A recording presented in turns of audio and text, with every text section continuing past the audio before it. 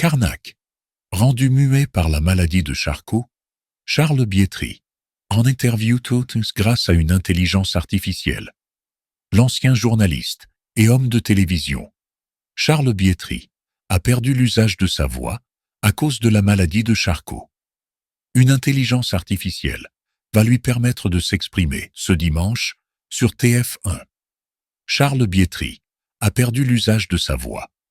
Pourtant, ce dimanche, il sera longuement interviewé dans le cadre de l'émission 7 à 8 sur TF1, 19h30.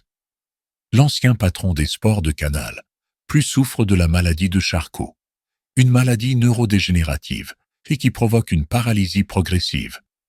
Il s'exprimera grâce à une intelligence artificielle.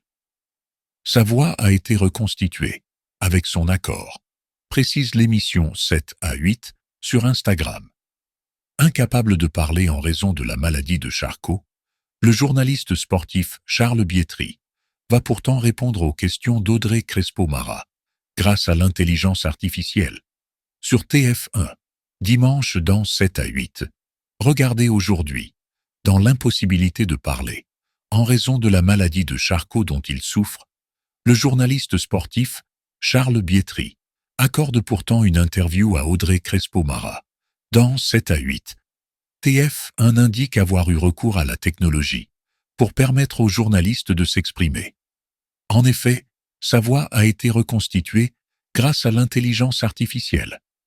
Une première dans le magazine 7 à 8, qui va ainsi diffuser un témoignage courageux et lumineux, une ode à la vie, précise la chaîne dans son communiqué. Au cours de cet entretien, le journaliste reviendra sur sa carrière, sa lutte quotidienne pour continuer à rire avec les siens, et évoquera sa déception concernant le projet de loi sur la fin de vie.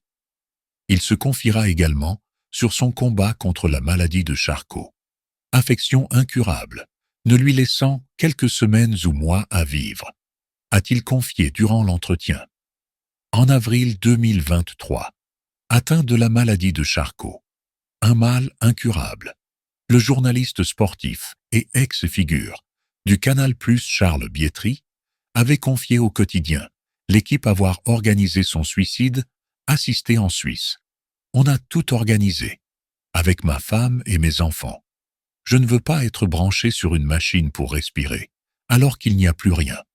Plus d'avenir. Je ne veux pas souffrir, et surtout faire souffrir ma famille.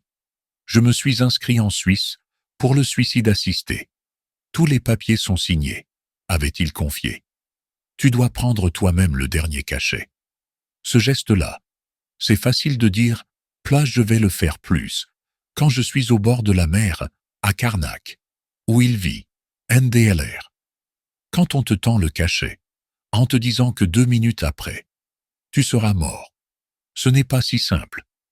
Mais, en tout cas, tout est prêt, avait-il développé, après que le président Macron ait annoncé un projet de loi sur la fin de vie, d'ici la fin de l'été.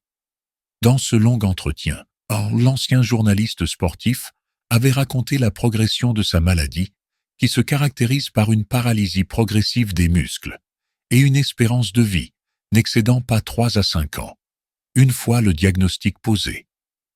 Les étapes, je les connais.